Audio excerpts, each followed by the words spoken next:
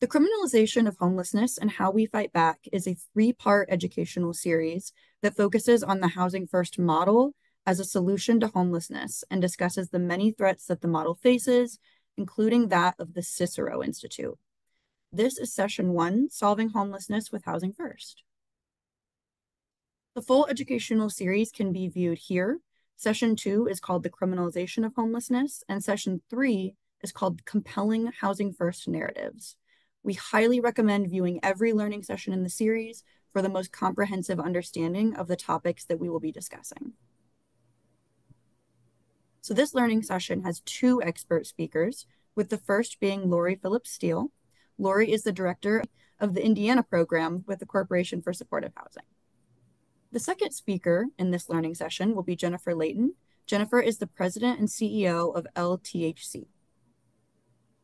And today, Lori will be kicking off the session by talking about Housing First and homelessness in Indiana. Thank you, Hale.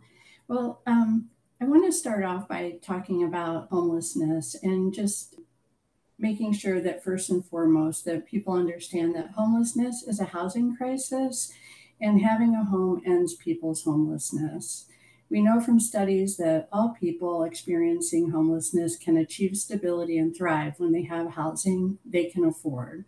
What we need are more resources to make affordable housing more available and funding for the supportive services needed to implement a housing first approach.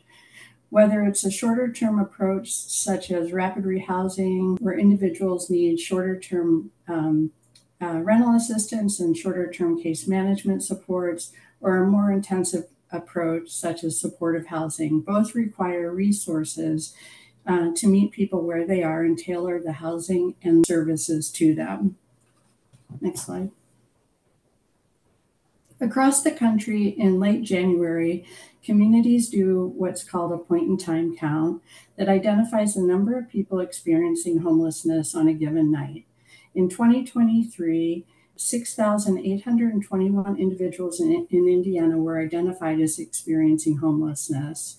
Of those individuals, 1,161 were living in places such as cars, parks, on the streets, or in vacant buildings.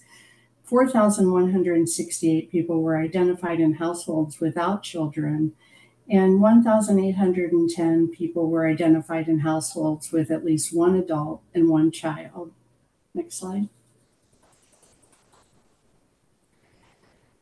We know that because of current and historic systemic racism in our country, there's a disproportionate impact of homelessness on Black households.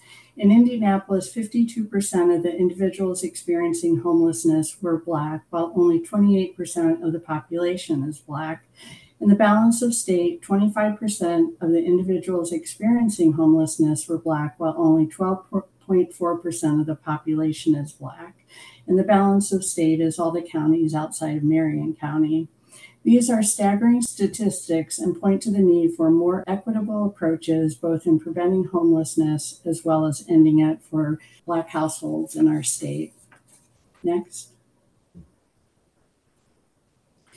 Historically, our response to homelessness was to use what we called a housing ready approach. It was a stair-step approach in which individuals and families moved from shelter to transitional housing. And if they did well in both of those programs, then they potentially moved on to permanent housing options. As a result, those with the most significant barriers to doing well in this approach ended up cycling through our emergency systems, living on the streets and cycling in and out of emergency shelters. Next. In the early 2000s, we began to shift our approach to a housing first philosophy and approach. Housing first isn't housing only. Households are able to access appropriate levels of supports needed for tenants to stay housed and are quickly linked to housing. Rapid rehousing, supportive housing, and rental assistance programs help to move people off the streets or out of emergency shelter into housing of their own as quickly as possible. So now I'm going to talk about the core components of Housing First. Housing First has few to no programmatic barriers. The reason for this is that for people to address things such as substance use disorder or an untreated mental health condition or other chronic illnesses, they need a roof over their head. It provides the stability needed to begin the process of recovery and thriving. Many admission policies are created to screen people out based on lack of income, poor credit history, poor rental history, or poor credit. But Housing First requires creating low barrier screening policies that allow people a second chance. The tenant selection criteria prioritizes people who have experienced homelessness the longest and have high service needs. Housing First is not anything goes, or as I said before, housing only.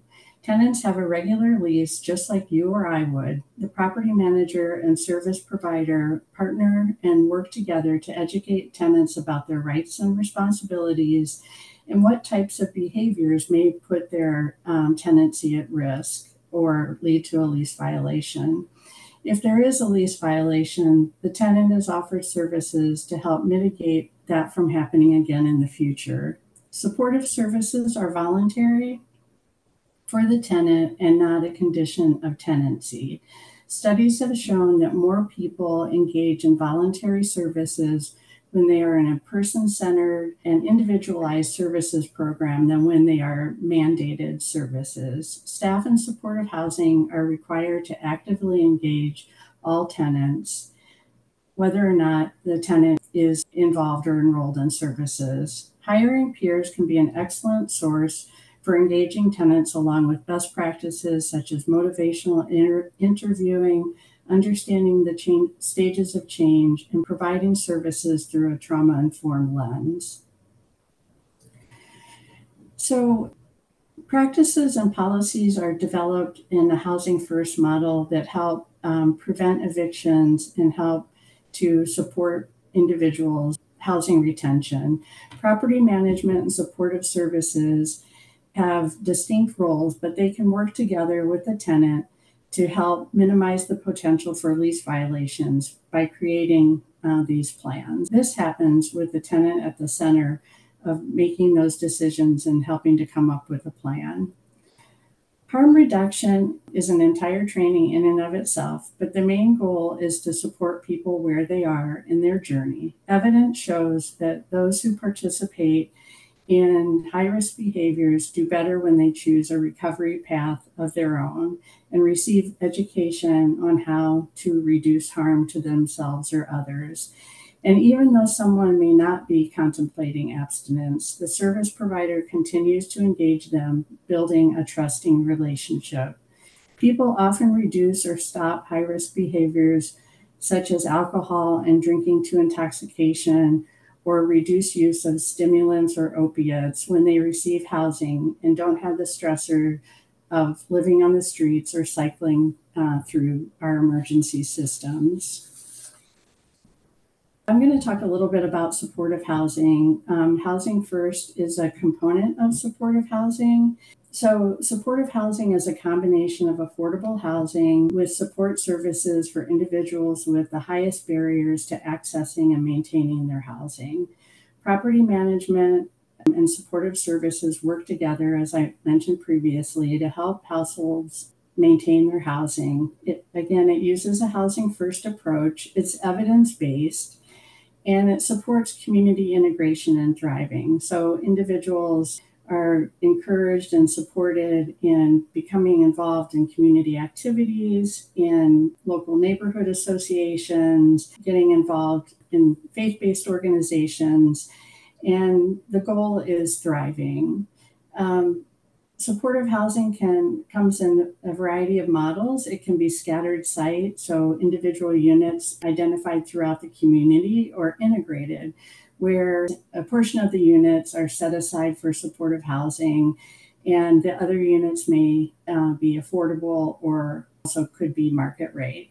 Or it's a single site where 100% of the units are supportive housing.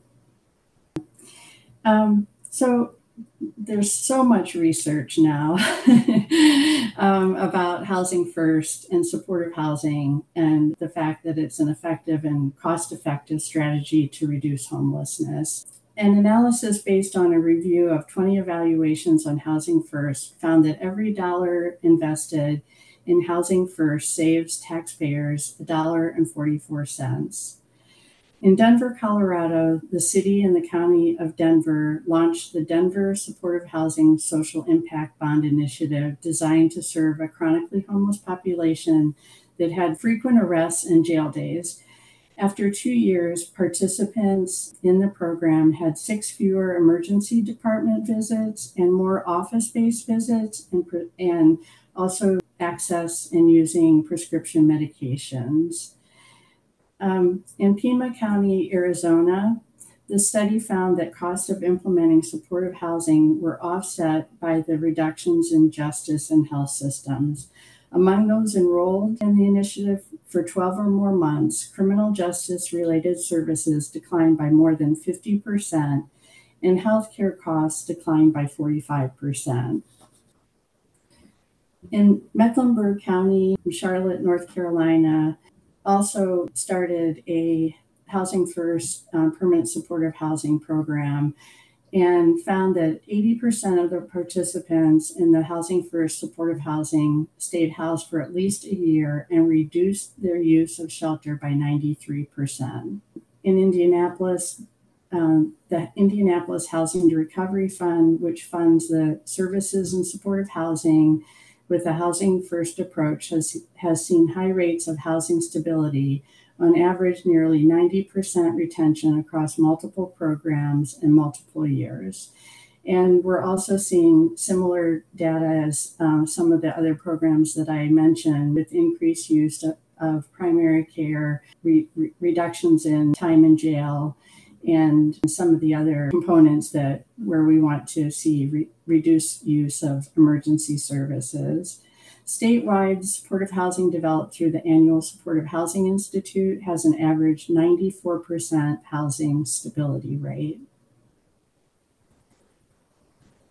Great. Thank you so much, Lori. So Jennifer will now be discussing what Housing First looks like here in Indiana.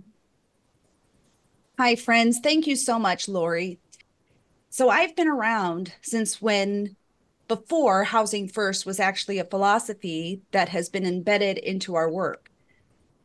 When I started my career with LTHC, we were working on families and individuals to become eligible for a housing solution when they were unhoused. It was through the lens of a high barrier process. Only those who could qualify to become tenants in transitional housing, those were the folks that we were actually providing housing. In 2015, LTHC made a shift in our philosophy, and we focused on what's now called Housing First.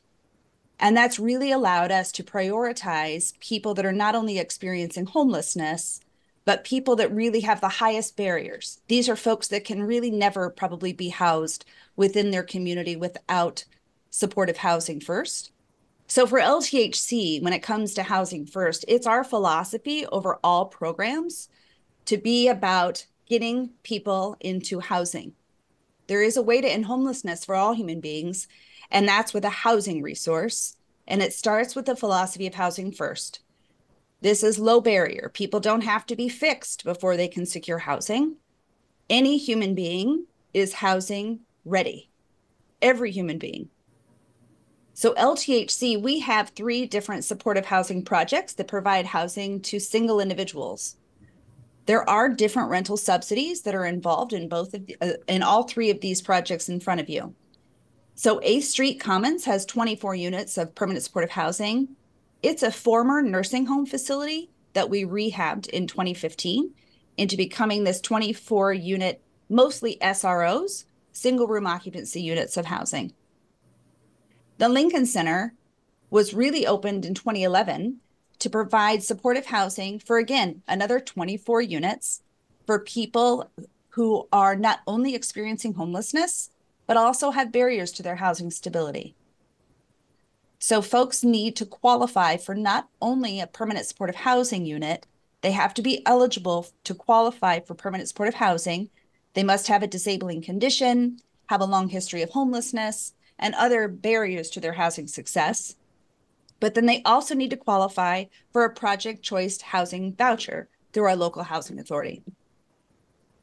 The third project in front of you, the picture, is our Union Place Apartments, which is 40 units. And these are one-bedroom apartments. And this is actually our one and only low-income housing tax credit project.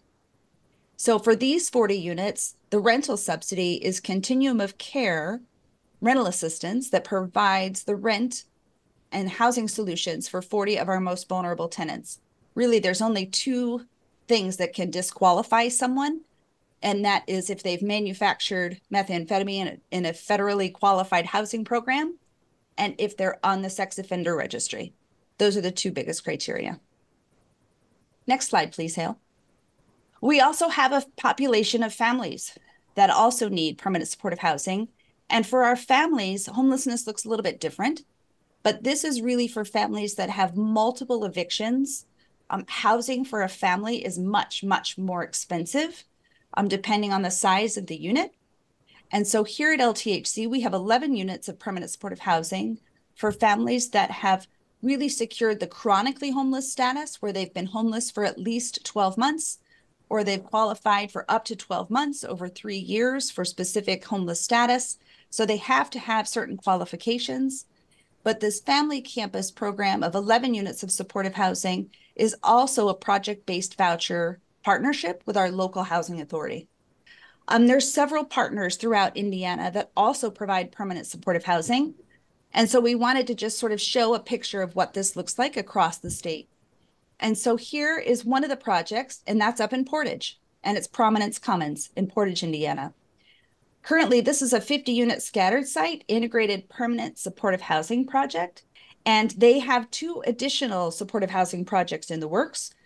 Another one located in Portage is phase 2 of Prominence Commons, 36 more units in an integrated PSH project with 9 permanent supportive housing units, serving households off the coordinated entry list.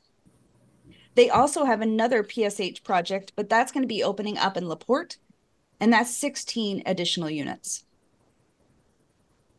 From my friend Jordan, affordable housing is a foundational need for every household in Indiana and across the country. Every day we see the impact that affordable and supportive housing has on transforming people's lives from survival to thriving. Up next is our friends down in Bloomington, and this is with Crawford Apartments.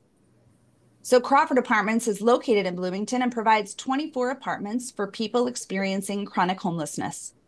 Crawford was named after Frank Crawford, whose death on the streets is who inspired this project. Crawford 2 Apartments is located in Bloomington, Indiana, and provides 36 additional apartments for people experiencing chronic homelessness. Our friends at Beacon are also working on another permanent supportive housing project as well as a 24/7 engagement center. So they continue to look for ways to help our unhoused neighbors. My friend Forrest says that in more than a decade of doing this work, it's so clear to me that housing must come first. Once a person has a stable home, they can then tackle their other challenges like getting proper health care, working on their recovery, or finding a job. Without a home, people rarely find themselves able to better their lives.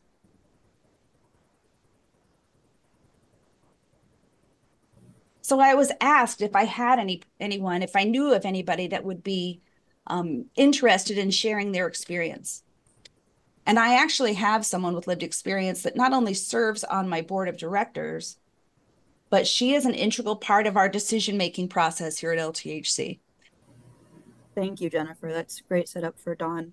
Before I begin this video, I want to share a warning that this video does include references to addiction, mental illness, health complications, violence, and sexual assault. So if you would like, and you're uncomfortable with these topics, please feel free to turn down your volume until the video is complete, but I will say that it's a really great story.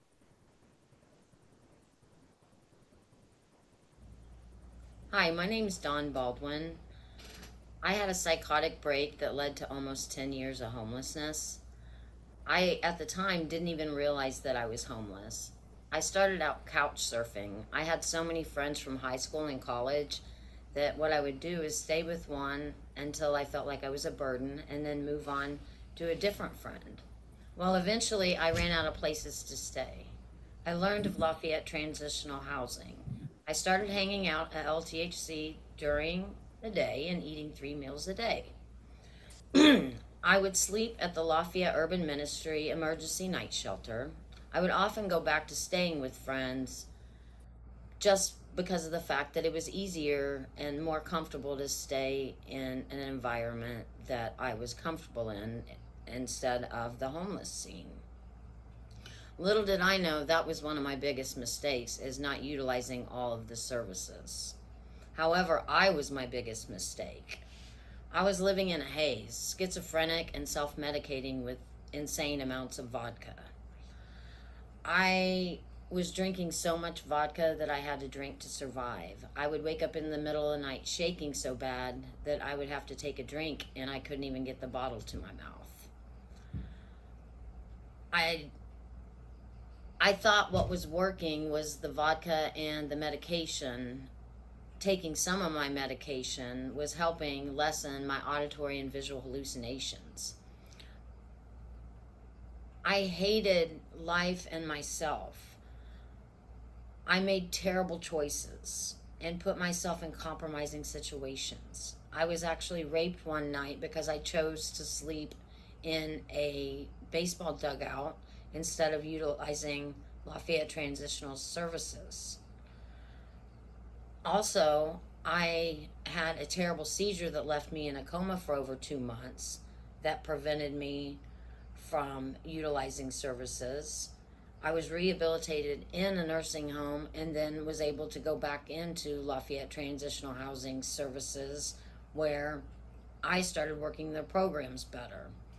And they were able to place me in permanent supportive housing at one of their locations. I remember being so excited. I no longer had to haul my backpack with my belongings around in all the elements. I had a safe place to stay. I had my own room, and many of the people there were friends that I'd already met on the streets. Honestly, the first 4 months in the permanent supportive housing was not much different than how I was living on the streets. I was drunk, still living in a haze. But I remember looking around and I saw an elderly man, and I thought to myself, is this really how I want to live for the rest of my life? Is this where I want to die? Do I want to live and retire in a place like this and have left nothing behind but a name? The answer to that was no. So I decided to reclaim my life. I got really drunk for the last time, and I went to my case manager at the permanent supportive housing building and asked for his help. He was able to connect me with a facility to safely detox in. I spent 7 long days there where I was able to safely detox. When I got out, I went back to the permanent supportive housing building, and things had not changed, but I was sober. The next thing that I did was I was able to work with my case manager through permanent supportive housing and get placed in a partial hospitalization program and also an intensive outpatient program to further my education and my recovery to get through my alcohol problem. I still struggled, but eventually the vodka haze cleared and I began to see a light at the end of the tunnel. I started setting goals and focusing on myself. I wanted to get back to the real me, the successful person that I once was. I became honest with myself and others, especially my medical team, my medical healthcare team. I began to effectively communicate with my psychiatrist, my therapist, and my case manager in permanent supportive housing. I became medication compliant, which is another thing that changed my life. By the end of the year, I was able to completely satisfy the requirements of the program, and I received a housing voucher. However, I had the housing voucher, but I faced a challenge in finding a place to live. During a mental health crisis, I had acquired a felony. I was staying in a temporary place during my homelessness and had an eviction in my record. And then also, I had no credit. Fortunately, I found a private landlord that was willing to work with me and accept my voucher and give me a second chance at life. For the first time in 10 years, I had a place of my own, a place to call home again. I started working again. I got involved in the community. Um, I wanted to keep trying to make my life better. I started my own business, and I was also elected to the board of directors at Lafayette Transitional Housing. Today, I'm more than 5 years sober. I'm serving my third term on the board of directors. I'm a mental health spokesperson and a homeless advocate. My mission is to share my journey with others struggling in hopes that they can find housing quicker than I did and overcome their issues sooner than I did. I am forever grateful to Lafayette Transitional Housing and the Permanent Supportive Housing for giving me a chance to live again. So I just want to say that we at Prosperity Indiana and the Hoosier Housing Needs Coalition thank Dawn for sharing her story. Like Jennifer said, it can be very difficult to share one's experience with such trauma, but Dawn perfectly encapsulates the strength and the resiliency of the human spirit. And her experience with LTHC, I think, perfectly encapsulates how we can solve the homelessness crisis with the Housing First method. So with that, it's time to conclude the first learning session in the series, The Criminalization of Homelessness and How We Fight Back. Please be sure to check back for the other 2 sessions in this series.